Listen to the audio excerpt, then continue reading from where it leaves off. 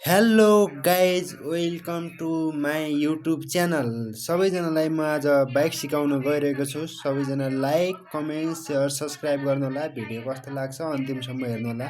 ल है त गाइज, मैले आज बाइक स्टार्ट गरेँ है त। बाइक स्टार्ट गरेँ, बाइक ल अगाडि गयौँ। म आज मेरो म्यामलाई चाहिँ बाइक सिकाउन गइराखेको छु।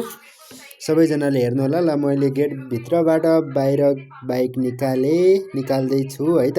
र सबैजना हेरिदिनु होला अन्तिमसम्म। ल मैले गेट बाहिरबाट बाइक निकालिसकेपछि चाहिँ अब म टक्क लाएर जाँदैछु खोला छेउतिर, खाली जग्गा भएको ठाउँतिर चाहिँ गएँ म्याडमलाई बाइक सिकाउनुलाई। त्यहाँमा चाहिँ सुरुमा एक नम्बरमा बाइकमा चाबी हाल्ने, अनि त्यो हालिसकेपछि चाहिँ ल म प्रक्रियाहरू सिकाउँदैछु है त। सुरुमा आयो क्लोजको कुराहरू, ह्यान्ड राइटपट्टि चाहिँ लेफ्ट ह्यान्डपट्टि चाहिँ हो के अरे है। त्यसमा हर्नको कुराहरू, साइड लाइटको कुराहरू भयो होइन, हेडलाइटको कुराहरू भयो। लेफ्टपट्टिमा चाहिँ मैले सरस्वती भन्दैछु है त। अनि त्यसपछि आयो साइड लाइटको कुराहरू। साइड लाइट चाहिँ एकदमै हाइवेमा रोडहरूमा याता हिँड्दाखेरि चाहिँ एकदम इम्पोर्टेन्ट नभई नहुने कुरा चाहिँ साइड लाइटहरूको कुरा। दायाँ क्रस गर्दा दायाँ, बायाँ क्रस गर्दा बायाँ बाल्नु पर्दछ। अनि त्यसपछि चाहिँ अर्को कुरा आयो राइट ह्यान्डको कुरा आयो है त। राइट ह्यान्डमा एक्सिलेटर हुन्छ, अनि के हुन्छ अगाडिको ब्रेक हुन्छ होइन, अनि खुट्टामा चाहिँ पछाडिको ब्रेक हुन्छ है। दायाँ खुट्टामा चाहिँ पछाडिको ब्रेक हुन्छ है त। यो चाहिँ ब्रेक चाहिँ एकदम इम्पोर्टेन्ट, यात्रा गर्दाखेरि गाडी चलाउँदा ड्राइभ गर्दाखेरि चाहिँ इम्पोर्टेन्ट भनेको चाहिँ ब्रेक है त। ब्रेक चाहिँ एकदम सबैले थाहा हुनुपर्ने कुरा भइहाल्यो होइन। अनि त्यसपछि चाहिँ अब म बाइक चलाएर हेर्दैछु है त। र सम्पूर्णले चाहिँ बाइक चलाएर हेर्दैछु। सबै एकदम ध्यान दिएर सुन्नु होला, मेरो कुरा कस्तो लाग्छ प्रतिक्रिया दिनु होला। त्यसपछि ल मैले बाइक स्टार्ट गरेँ। बाइक स्टार्ट गरेर अगाडि बढेँ है।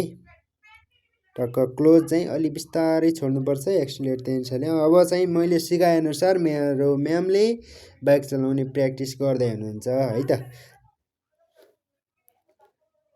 ल म्यामको आज पहिलो दिन, बाइक चलाउन सिक्न थालेको पहिलो दिन।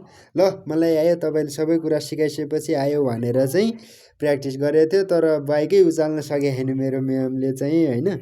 म बाइकै उचाल्न सकेर, त्यही नि छोटी हाइट अलिक कम छ मेरो म्यामको, त्यही भएर नि खुट्टा पुग्दैन बिचरा। त्यो स्प्लेन्डर बाइक हो, त्यसमा नि खुट्टा पुग्दैन है। अरू बाइक त के हुन्थ्यो, बल्ल बल्ल उचाल्न सक्यो। ल म चलाउँछु भनेर गरेको थियो।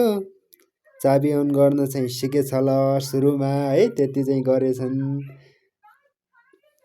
त्यही नि गरेर हिँड्छ त। ल चाबी बाइक अन चाहिँ गर्न सक्यो है त। अब त्यसपछि चाहिँ के गर्छिन् हेरौँ है। र हेर्दै जानुहोस् है गाइस सबैजनाले। म भोलि कस्तो लाग्छ कमेन्ट प्रतिक्रिया दिनु होला। पार्ट 2 पनि ल्याउँछु। अनि त्यसपछि चाहिँ म्याडमले ल बाइक स्टार्ट गर्छु म भनेर, सेल्फ चाहिँ छैन है यो बाइकमा। किक हान्न खोज्छिन्, तर किक यता खुट्टा उचाल्दा उता खुट्टा ढल्छ, फेरि किकै हान्न सक्दिनन् है।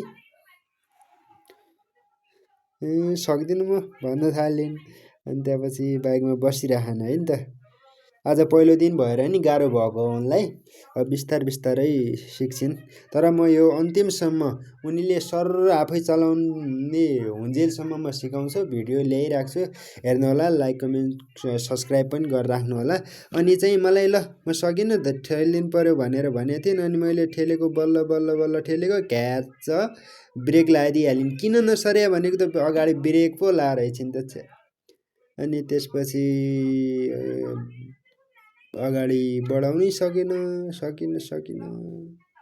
ल ल ल ल ठेल्यो। अब चाहिँ अगाडि गयौँ। अगाडि गएर ल भयो बुढा आज यति नै भनेर सक्यो।